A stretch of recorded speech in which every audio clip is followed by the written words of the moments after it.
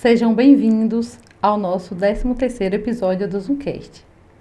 E no nosso podcast de hoje vamos viajar com a história de uma grande mulher.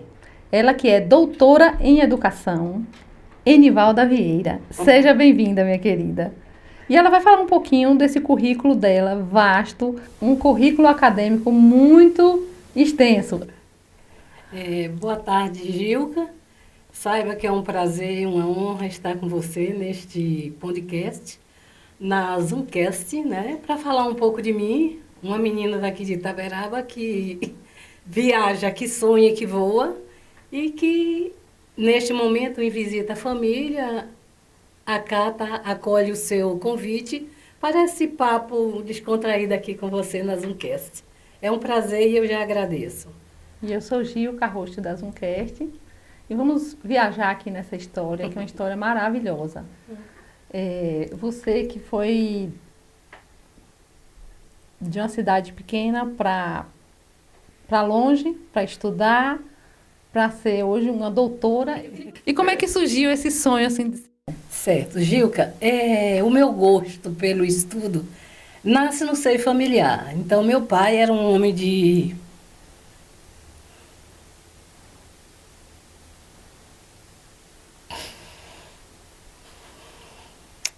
me incentivou a estudar. Eu sou filha do pastor Miguel, aqui em Recife, conhecido de todos pelo seu engajamento social, pelas suas lutas pela educação. Então, está fazendo um ano que ele nos deixou e eu ainda não tinha vindo aqui em Itaberaba. E para mim é um desafio nesse momento estar falando de mim, porque é algo que está muito imbrincado em mim, a vida do meu pai. Sim. Então, meu pai era um estudioso. E no seio da minha família, eu já convivia com livros e com um homem de leitura. Meu pai era um homem dado a ler filosofia, história. Já colocava, era um hábito dele, colocar o nome dos filhos pensando na história deles. Então, lá em casa tem Sócrates, tem Demóstenes, não é? Os filósofos. E ao colocar o nome daqueles meninos, eu era sendo a primogênita dele, ele já contava aquela história. Seu irmão vai ser Franklin, Franklin foi isso, foi aquilo. Então, ele fazia. E ele me talhou para o estudo. Você foi tomando gosto. Foi tomando gosto pelo estudo. Eu nasci na cidade de Ibirapitanga, né? Papai era proprietário de fazenda ali no sul da Bahia, juntamente com meu avô. E eu nasci na zona rural, não é? Depois, meu pai casa, se torna viúvo, casa e vai estudar em Feira de Santana, onde ele fez um curso de teologia. E ali começou também o meu gosto pelo nova área de conhecimento, que foi a música. Então, meu pai aprendeu a tocar acordeon, tocar órgão, piano, de tudo ele tocava um pouco. E ele foi nos incentivando aquilo. Então, lá em casa tem musicista, pianista, cantores. A música fazia parte da nossa vivência familiar, do nosso convívio cotidiano ali. E isso foi me despertando para a educação e para a música. Naquele tempo, em Feira de Santana, eu comecei a ser alfabetizada, mas os métodos de ensino não desafiavam a mim a aprender a ler. Então, eu sempre ouvi na primeira infância de que eu não aprenderia. Tinha uma professora bem engraçada que ela disse: olha, pastor Miguel, por que você não pega a Enivalda e põe para ela estudar no Mauá? Aí meu pai, o que é o Mauá? Ela vai aprender prendas domésticas, cozinhar, lavar. E achava que você não seria alfabetizada. Não seria alfabetizada, né? Mas tudo para mim na vida é um desafio, tem sido desafios. Aí meu pai se propôs a me alfabetizar.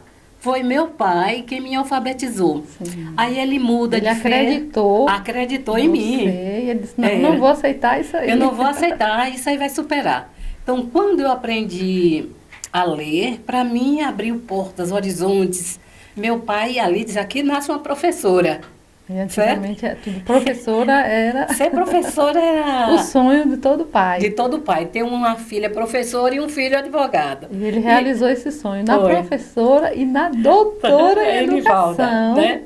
Poxa, ele me viu ainda doutora, sim, viu a minha tese e tudo. Então, de Feira de Santana, nós fomos Baixa Grande. Em Baixa Grande eu entro numa escola pública, outro desafio. Eu não acompanhava o ritmo das crianças daquela escola. E mais uma vez, ali eu ficava assim, com aquele obstáculo de não acompanhar as turmas. Mas a pedagogia daquele momento não é a mesma que nós temos hoje, que busca suportes para superar as dificuldades de aprendizagem das crianças. Meu pai, novamente, é essa pessoa que vai ser o meu suporte. Aí depois eu consigo terminar o quinto ano da escola antiga primária, né? Aí ele disse, e agora o que é que eu faço com a Enivalda? Que já terminou aqui nessa cidade, não tem mais escola para ela, então ele se muda, se transfere para Itaberaba. Pensando também na educação. Na educação. Em 1968, nós chegamos aqui em Itaberaba. Um mundo diferente da cidade onde nós morávamos. Uma cidade que já tinha luz elétrica, em Baixa Grande não tinha.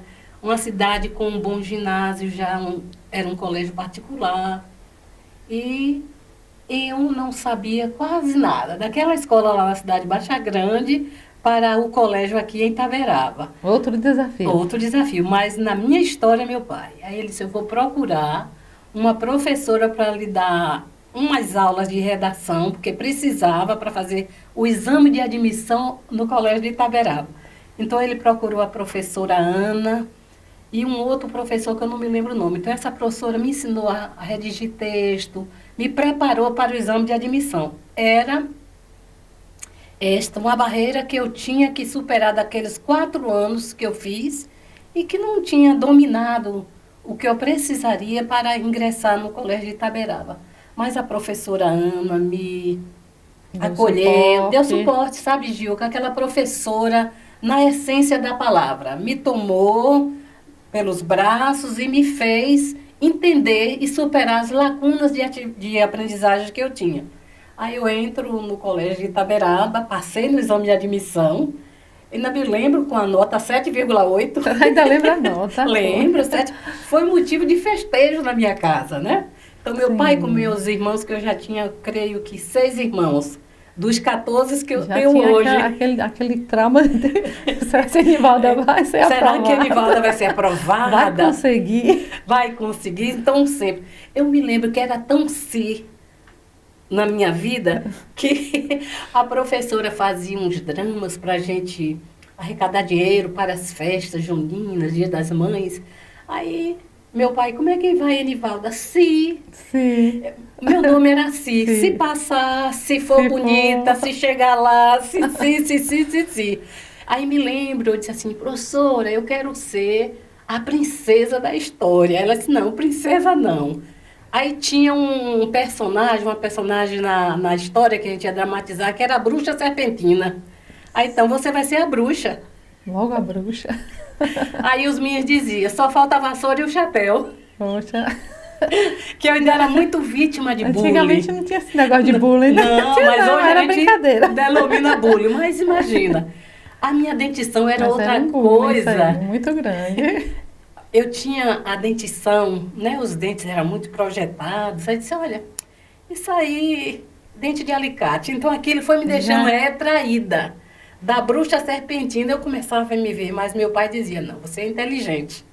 E o pai sempre acreditando. Meu pai era demais. Pra frente. Era. Aí ele dizia assim, demais. você entrou no ginásio.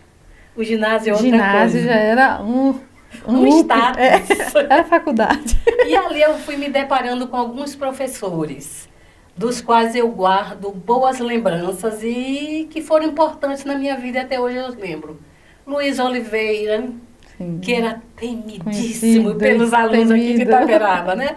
Mas Luiz foi um professor que me desafiou a estudar matemática. E eu aprendi matemática logo cedo. Veja a importância de um professor. Aí Luiz me incentivava a aprender matemática. Disso eu agora alfabetizada, sabendo matemática, com o suporte do professor Luiz, o professor Nivaldo Santana foi outro grande professor que me deu uma visão assim mais abrangente de mundo, lições críticas da vida. me dava livros para eu ler. A professora Olga Guimarães, que mulher fantástica, né? Então, eu tenho muito interesse pelos professores daqui. Então, depois disso, Gilca, eu fiz o magistério. Nesse ínterim, eu já tinha... O magistério já era o sonho do pai, Do que pai. você ser a professora, Era. né? Isso? E a festa do magistério era aqui na Igreja do Rosário. Era um dia grandioso na cidade, né? Nós nos vestíamos tais quais princesas, pais. E tinha baile num clube que eu não sei, porque eu já estou em Recife há 49 anos. Muito tempo. A geografia da cidade mudou consideravelmente. Então, eu me formo em 1974, certo? Eu fui estagiária no Góes Calmon, com a professora Mercedes, com a professora Olga. Essas pessoas talharam a minha vida como educadora e marcaram a minha vida sempre. Nesse período que eu termino, meu pai era pastor da igreja batista que fica ali na Rua Rui Barbosa. Então, ele diz assim, minha filha, olha, estudar música é bom porque você vai ajudar aqui na igreja, a tocar na igreja, ensaiar corais. Mas não tinha aqui quem ensinasse música. Aliás, tinha o mestre Rosalino. Já ia ser outro desafio também para Era Enivalda. aprender música. Imagina, Enivalda nasceu canhota, a professora bateu muito para tornar... Para aprender que tinha esse negócio de bater, já pegou também, né, a palmatória. E não podia escrever com a mão esquerda. Ah, sim. Então, tinha que aprender. É outro desafio grande. Foi. E alfabetizar, você tem todo um controle que é natural seu, né? Sim. Aí eu fui para Recife, no final do ano de 1974, fui estudar no Seminário Teológico Batista, que é um seminário, hoje ele é uma faculdade particular, é um seminário centenário, tem 120 anos. E lá eu estudei música, fiz regência para coros infantis, fiz regência de um modo geral, porque a minha dificuldade com a mudança de mão de destra para a direita, isso comprometeu o meu desenvolvimento no piano. Eu não tenho a habilidade que Ruth, que é minha grande irmã pianista, Diógenes, né? Demóstenes, que tocam, eu não toco por isso. Mas eu sou... Mas você é música também. Eu sou... Enfrentou o desafio e venceu Venci. também. Então eu fiz o curso ali, depois eu faço um curso de educação do ensino religioso. Nesse mesmo seminário, que ali só ensinavam doutores e mestres, né? E por eu ser filha de Miguel Gregório, que já era conhecida de muitas pessoas naquele seminário, eu fui muito acolhida. E você, como mulher, já era uma mulher também à frente do meu tempo. Do teu tempo. Porque mulheres, antigamente, para fazer. A professora já era tudo. Era pronto, tudo. Encerrou aí. E dona de era casa. professora e dona de casa. Era. E você enfrentou todos esses desafios aí. Era uma mulher à frente do seu tempo, então. Era assim, Gilca. Veja, mas quando eu chego em Recife, Recife era uma metrópole, uma cidade grande, com ônibus elétricos. Um desafio grande. E eu só andava imenso. o quê? Da Avenida Tupim para o Colégio Estadual de Itaberaba. Muito pouco eu ia à praça, porque eu tinha os irmãos para ajudar. Então, o desafio de conhecer nova cultura, nova gente, o pernambucano é fechado, né? De ter novos amigos, deixar a família para trás. Eu chorava muito ali em Recife. Mas eu digo, é isso que eu quero. Então, eu fui estudando, os professores daquela instituição americana, era uma instituição americana, e eu morei como aluna interna, aprendi muitas coisas naquele ambiente, estudei por 8 anos ali. Depois, em 1978, eu já queria mais. Fiz vestibular na Universidade Federal de Pernambuco. Mais um desafio. Mais um desafio, passar no vestibular. E eu fiz para 2 cursos, para pedagogia e para direito. Então, eu passo em direito e começo a estudar direito. Mas o preconceito era tão grande com as mulheres. Não, minha filha, faça pedagogia, que é um curso de mulher. Você já é professora. E os próprios professores lá diziam, Enivalda, você tem mais de educadora do que ser uma juíza, uma promotora, uma advogada. Eu parei no 3º ano o curso e me dediquei à pedagogia. Passei em pedagogia na Universidade Federal de Pernambuco. Então, aí eu sempre vou relacionando a importância da família. do meu pai, acredite em você. Aquele se ficou para Se ficou pra trás, trás. ficou para venceu. Venci. Agora só a Agora vitória. só se eu não quiser, né? Sim, sim. Hoje eu estou com 70 anos, 71 anos, terminei um doutorado aos 66. Incrível. Veja bem, então o que é que eu vou estudar? A gente vai estudar aquilo que é da nossa vivência. Saio da Universidade Federal, do governo de Miguel Arraes, e ele disse, olha, como a senhora agora tem um curso de música e tem um curso de pedagogia e passou em primeiro lugar no concurso estadual, a senhora vai tomar posse no Palácio. Que honra. E vai escolher onde trabalhar. A secretária de Educação à época, a Silke Weber, ela disse, você vai organizar uma escola de música pública para as crianças de escola pública de Pernambuco. Então, havia um grupo de músicos que davam aulas. A Orquestra Sinfônica de Recife precisava de músicos da área de corda, violinos, cellos, contrabaixo, e tinha um grupo de professores que davam aula para meninos de escola pública, grupos de crianças que gostavam de música, para formar instrumentistas da área de cordas, friccionadas. E todo mundo ensinando, e havia uma procura intensa de alunos para aquelas áreas. Então, eu fui para organizar uma escola, e eu organizei. Essa escola fez maravilhoso, 40 anos, o ano passado. Já trabalhar com o que gosta, que era a música que você tinha, aquele sonho, né, da música. Da música, e eu me realizei na escola de música. Todos os anos aquela escola forma muitos alunos. Forma muitos alunos, clarinetista, cellista, pianista, todas crianças de escola pública, né? Que a música é acessível a todos. A todos. E você está fazendo o que gosta e ajudando também outras crianças a realizarem o sonho. Né? Não sei se vocês aqui conhecem o maestro Spock, que era um menino de periferia. Hoje Spock toca em Paris, é convidado a tocar em Paris.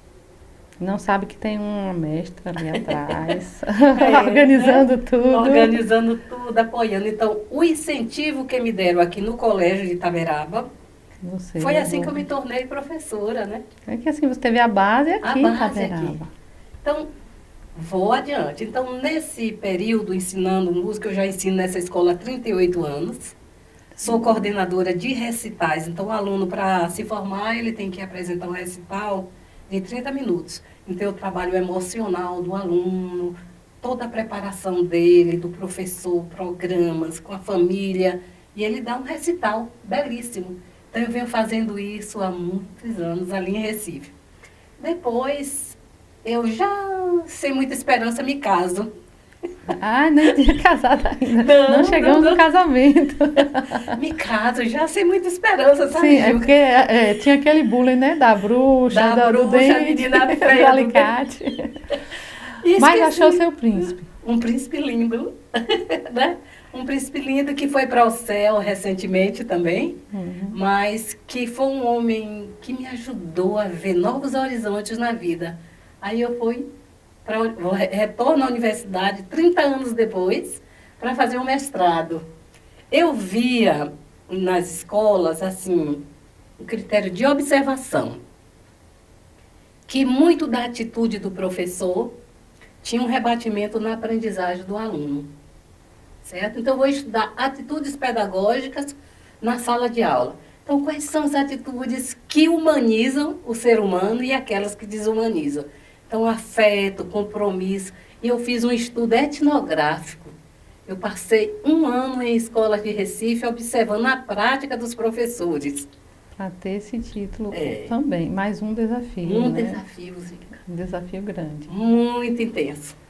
Ser mestre na Universidade Federal, hoje pode ser até fácil. Tem várias universidades, aí faculdades particulares oferecendo mestrado profissional e outros tipos de mestrado, mas é um gargalo, certo? A universidade oferecia poucas vagas para um turbilhão. Foram 517 pessoas que concorreram comigo a uma vaga de mestrado na Universidade Federal.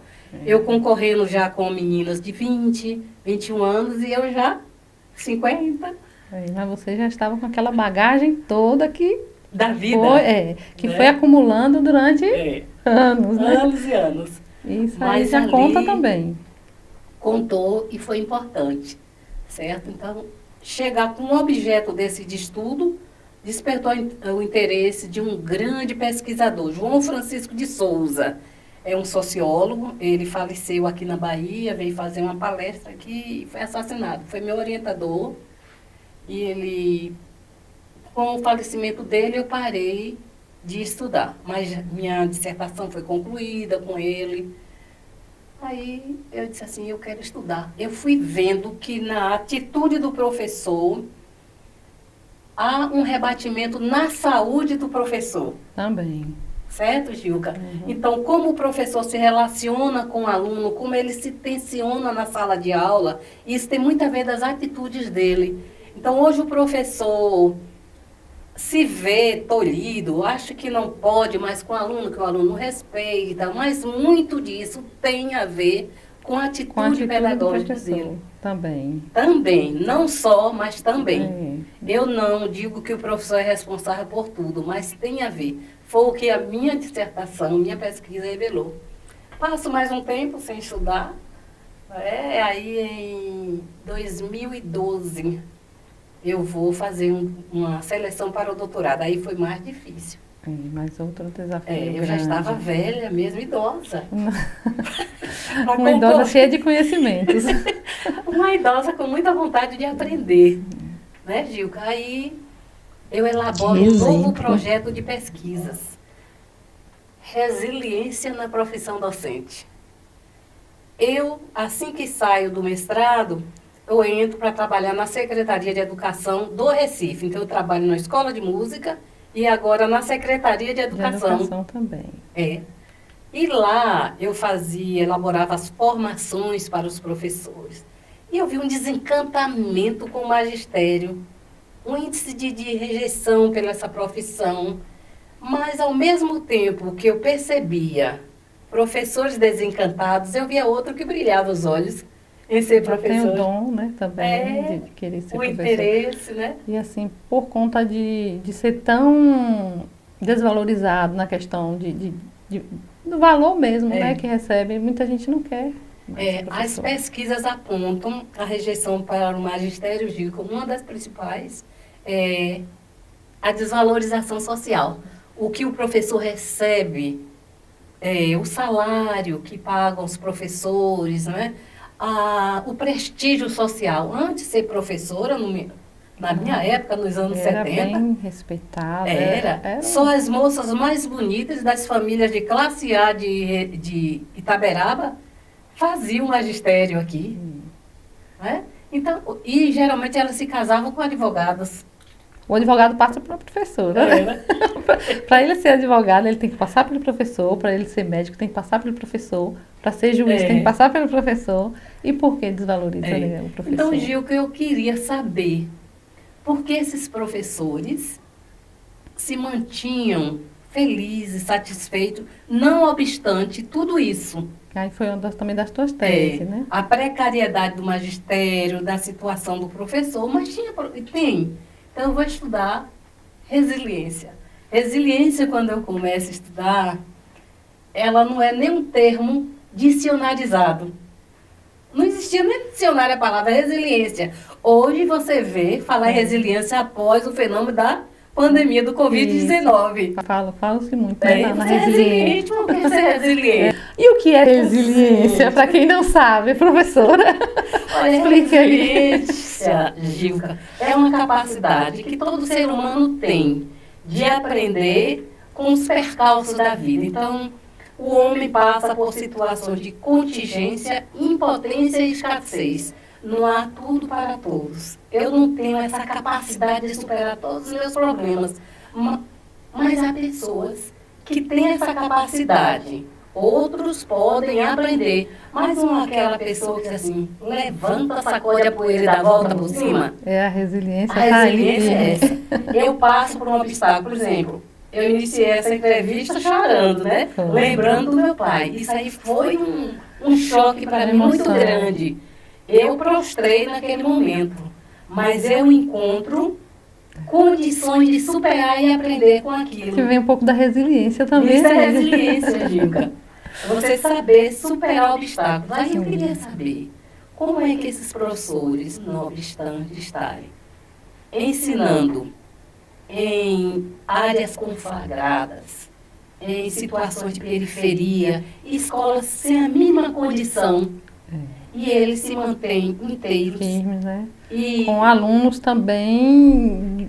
com as mesmas classes. E assim, alunos que hoje não respeitam o professor Não como respeitam. antigamente, Não. que é aquele respeito à professora.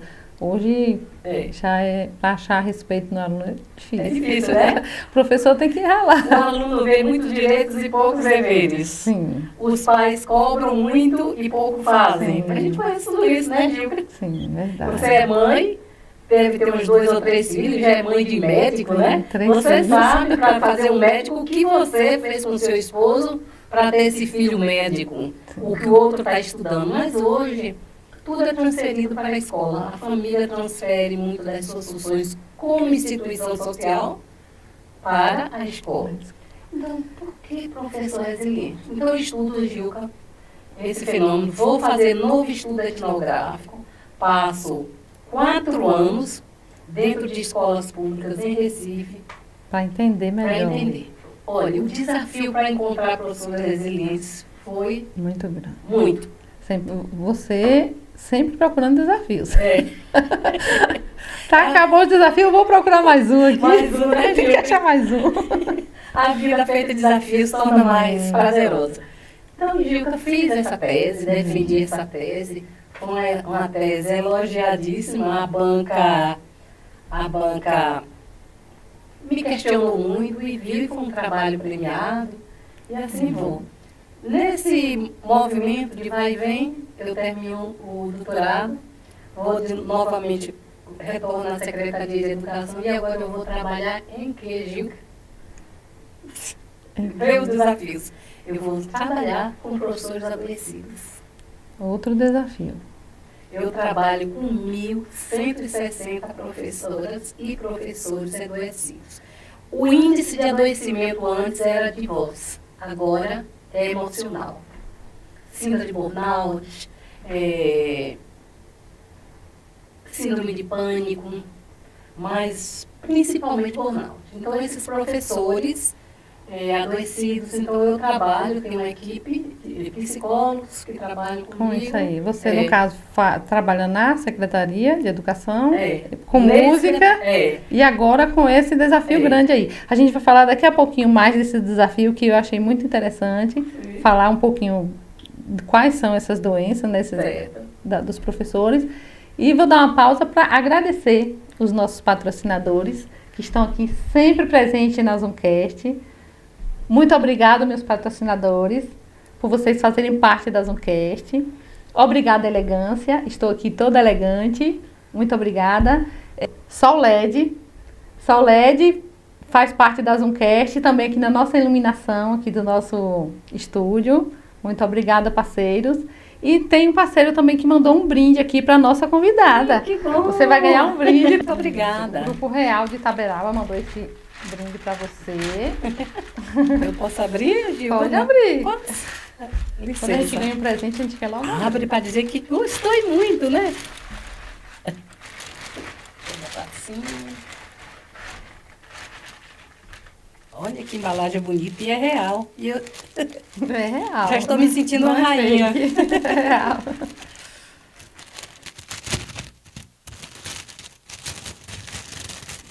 Olha para aqui. Ah, ainda tem mais coisa aqui dentro, fantasia. Ah, eu vou ficar muito cheirosa. Muito obrigada, Gilca. Agradeço a Real pelo o presente, pelo mimo carinhoso, tá bem? Então, voltando ao nosso papo, vamos falar um pouquinho aí desses professores adoecidos que você está trabalhando. Um pouquinho sobre cada Tipo de adoecimento. Isso, cada tipo. Então, a síndrome de burnout é quando o professor chega a um nível de exaustão. Então, a gente percebe professores que têm dupla jornada de trabalho, vai chegando a exaustão, ele não cuida de si. Esquece da área do lazer, esquece um pouco a família, trabalhar, para juntar 2.000 aqui, 3.000 ali, no final do mês, pagar um aluguel de casa, um colégio para um filho, e ele vai adoecendo, ele perde o interesse, o gosto. Quando chega, assim, domingo à tarde, ele já tem alguns sintomas, dor de cabeça. Você já sabe que vai começar a jornada, né? Eu entrevistando um professor, eu perguntei, professor, o que significa a escola para o senhor? Aí ele fez, uma máquina de moer gente. Poxa, Sente? ele estava moído, né? Estava moído. E outros vão dizendo Muitos isso. professores têm aquela fibromialgia, né? Que é dores no corpo Tem todo. um grande quantitativo que é ósteo. Então, de tanto usar o quadro, eles ficam com dores nos ossos, tem fibromialgia, tem problema de coluna, nos E pés. acaba sendo também um pouco de emocional, né? Porque Tudo envolvido. usa a voz, gasta, mas tem aquele emocional que vai interferindo vai todo. interferindo. O voz, que no início era o grande cantativo, a Prefeitura de Recife, estou falando do caso em Recife, fez estudos com fonos e adquiriu para os professores um aparelho que gradua a intensidade da voz dos professores. Que geralmente, nos meus períodos de observação, eu percebia que os professores iam aumentando a intensidade da voz e ia se adoecendo as pregas vocais. Gritar muito com o aluno. A pedagogia do grito, a pedagogia do pneu furado, cala a boca, e grita muito. Sim. E o aluno e a classe toda e não consegue equilibrar, aquilo adoece mesmo, Gilca. Aí, diante disso, veja mais um desafio, Gilca. Cheio de desafios. A Prefeitura do Recife já há um decreto-lei que cada secretaria deve cuidar da saúde do professor. Olha, eu fazendo propaganda de Recife. E você trabalha na Secretaria de Educação de Recife. Está ligada para cuidar do seu grupo, né? Da educação. Da educação. Então, lá, eu atendo os professores. Eu escrevi, juntamente com a equipe da Divisão de Atendimento ao Servidor, eu fui convidada pela minha coordenadora, juntamente com um psicólogo, George Vieira, tem o meu sobrenome que eu, e a gente escreveu um programa Bem-Estar do Professor na Educação. Então, esse bem-estar, a gente cuida da saúde do professor de modo integral. Então, ele construiu um bonito prédio, tem psicólogos, fono, mesoterapia, tem nutricionistas, ali aulas de coral, de música, biodança. É um programa belíssimo. Eu não sabia nem que existia um programa desse, tão bom. Né? Então, Recife já foi avant premier. A gente organizou, eu escrevi este programa para a secretaria, certo? E hoje mesmo os professores de Recife, diretores, vice-diretores, estão numa cidade, num hotel, todos eles, tendo atividades para o bem-estar, palestra, atividade de relaxamento, de lazer. Então, a gente cuida da saúde do professor. Para amenizar um pouco aquele desgaste que já teve. Então, neste meu conviver, eu já descobri um novo objeto de estudo. Mais um, né? Então, a minha orientadora do doutorado já está entrando em contato comigo e eu vou fazer um pós-doc nessa área de desafio. A velhinha cheia de desafios. E eu vou fazer um pós-doutorado sobre saúde do professor. Tá bem? Eu quero entender como este programa contribuiu ou não para a melhoria da saúde dos professores em Recife. Porque aí você vai descobrir como foi essa melhora e passar para outros estados também para fazer. Socializa o conhecimento, né, Gilca? Sim. Então é de Itaberaba. De Itaberaba, da roça, de Ibirapitanga, a menina da roça que foi para Itaberaba, de Itaberaba foi para Recife e hoje Enivalda Vieira. Dos Santos Rezende. Doutora. E o que mais? Não, mais nada. Não falar mais nada. Tem uma lista grande, mas ela não quer falar. O que você mais gosta assim, de fazer em Recife? Final de semana, qual é o seu hobby? Em Recife eu gosto de ler. Eu gosto de contemplar a paisagem de Recife, que é uma cidade belíssima. Agora, como eu sonhava com Recife? No magistério, a gente fez campanhas, festas, para passar uma semana no Nordeste. E Recife foi a primeira cidade. Eu era tesoureira da turma, cuidava do dinheiro da turma. Mas na época meu pai perguntou, quantos homens vai neste ônibus? Eu digo, Já não podia nem homem.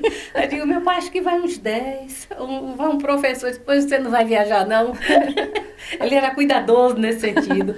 E eu, que só obedecia, disse, tá bem, pai, mas um dia eu conhecerei E era Recife. tesoureira, nem podia ir. Não fui. Organizou a viagem e não foi. Foi. Com todo mundo, era da comissão, minha turma que era maravilhosa. Mas não fui. Mas aí, outro tempo, eu fui para Recife, fiquei em Recife. Apaixonou pelo Recife. Me casei em Recife. Apaixonou pelo príncipe em Recife também. Tenho 2 filhos adotivos, né? Filho do meu coração. Naévio, que ele é engenheiro eletricista, está fazendo mestrado, é um menino novo, muito estudioso. A menina mora em Cabo Verde, casou com um engenheiro eletricista, tá certo? Essa menina eu adoto no meu coração aos 12 anos e ele aos 3. E com a morte do meu marido, ele estava trabalhando em Brasília, no Ministério das Minas e Energias, mas ele deixa tudo em Brasília e vai cuidar de mim. Da mamãe. Da mamãe, né? E chegando lá, ele tinha feito um concurso, deixou em stand-by, foi chamado. Então, ele trabalha na área de energia junto à Companhia de Saneamento e Água de Recife, no setor da Zona da Mata. Então, é assim que eu vivo, de vida a vida. Feliz da vida. E venceu tantos desafios. Muitos desafios. Que você tem a falar, assim, para as pessoas que estão nos ouvindo, na questão de desafios. Como você venceu esses desafios todos que você tem a falar para essas pessoas? Olha, Gilca, acreditar em si. Eu posso. E se eu posso, eu vou contar com alguns pilares, a família, um amigo, certo? Então, acredite no seu potencial. Confie em Deus. Se alguém está dizendo não vai conseguir, não vai conseguir, você precisa acreditar em você. Investir em você. Não é uma história do sapinho, que todos os sapinhos tentavam escalar um muro e caíam. E só um sapinho subia. Aí no final pergunta, por que que ele conseguiu? Porque ele era surdo, não dava ouvido às coisas negativas que diziam para ele não subir. Então, desafios é para isso. Para você acreditar no seu potencial. A águia não constrói o ninho. Ela põe o ovo ali no... Mas ela não se torna urubu nem gavião, ela é águia. Então, você pode... Não, eu sempre estudei em escola pública do interior, de Itaberaba para Recife, para a Universidade Federal, só morando no internato. Quando eu cheguei numa noite, no outro dia foi uma cheia horrorosa em Recife, e eu sozinha naquele prédio, com aquelas outras moças e rapazes, nós éramos 178 alunos internos, e achei, digo, eu posso, eu não estou aqui por acaso, Deus talhou o meu caminho. Então, se eu persistir, eu consigo. Invista em educação, não me arrependo um só momento de ter deixado direito para fazer licenciatura em pedagogia. Eu poderia fazer qualquer outra coisa, certo, Gilca? Poderia. Mas eu acredito em educação, porque é uma possibilidade de mudar o mundo, de mudar o sujeito. Se você está numa classe e você só fica, você não vai dar para nada, esse não vai sair do lugar, vai ser pior do que o pai. A criança, o jovem, ouvindo sempre isso, ele internaliza de que ele é incapaz, de que ele não pode, de que ele é feio. Ele tem outras belezas, ele tem outros potenciais. Até para dar incentivo também para mães, tios, tias, parentes de crianças, assim, dar incentivo. Não palavras que venham depreciar e tirar ele, né? Do seu foco. Tirar do foco, ou aquele si de antigamente, né? Si de Anivalda. Se passar. Se passar. Se for. Então, colocar acima. Gilca, assim, eu confio muito em Deus, muito mesmo, certo? Independente de religiosidade, religião, eu creio numa força que move a minha vida. Eu não me sinto só. Eu acredito nas pessoas boas. que surjam nossos caminhos. Né? Há sempre um anjo, um professor pode ser um anjo, um amigo pode ser um anjo, né? E que vai contribuir para você melhorar de vida. Então, chegar de uma cultura para outra, como eu cheguei. Enfrentar. E pegar assim Gilberto Freire, entender o que Gilberto Freire estava dizendo. Eu estudo Paulo Freire desde 1978. Eu tive aulas com Paulo Freire, certo? Mas eu recitar Paulo Freire enquanto professora e não fazer a diferença na sala de aula, é como ele dizia, isso é pouco caiado. Eu tenho que focar o meu ensino na esperança de que aquele aluno mude, independente da ideologia de A ou B. É o meu fazer pedagógico, é a minha prática pedagógica. E isso passa muito pelo que você é, certo? As suas atitudes, os seus interesses pelo outro. Então, desafios surgem para ser superados. Preciso, né, Gilca? Sim. Ai, foi um prazer receber essa doutora tão maravilhosa aqui no nosso Zoomcast. Bondade Muito sua. obrigada. Foi um prazer grande receber e muito conhecimento. Ela passou aqui muito conhecimento, muita vivência, uma história assim, maravilhosa de superação. A gente quer agradecer de coração. Saiba que valeu para mim, embora tenha mexido inicialmente com as minhas emoções, né? Sim. Porque você deu para perceber, o nosso vínculo afetivo é forte com o pastor Miguel. E chegar na cidade, é tão interessante chegar e saber que alguém teve uma história. Então você me proporcionou essa oportunidade de reviver a minha história. Eu não estava esperando. E reviver é viver. Você viveu aí um momento. Eu só te agradeço, eu quero que o seu podcast cresça e que pessoas, através de história de vidas, possam encontrar possibilidades, vislumbrar como vencer obstáculos, desafios e serem o que desejam, o que sonham. Então, eu ponho o meu objetivo aqui e eu alcanço. Mas se eu já me curvo diante do obstáculo, eu não supero, eu não serei uma pessoa resiliente. Eu espero que as pessoas encontrem possibilidades, chances e que vejam que elas são capazes. Então, muito obrigada por essa oportunidade. Foi um desafio para mim, viu? Que eu não mais gosto. um desafio. E agradecer obrigada. vocês que estão aqui até agora com a gente também. E vocês que são apaixonados por conhecimento. Espero que vocês tenham gostado, aprendido bastante, porque aqui foi uma história de sucesso, de superação e uma aula também. Então, quem não se inscreveu no nosso canal, se inscreva, acione o sininho para receber as notificações, dê aquele joinha, dê aquela moral pro canal e beijo no coração e gratidão.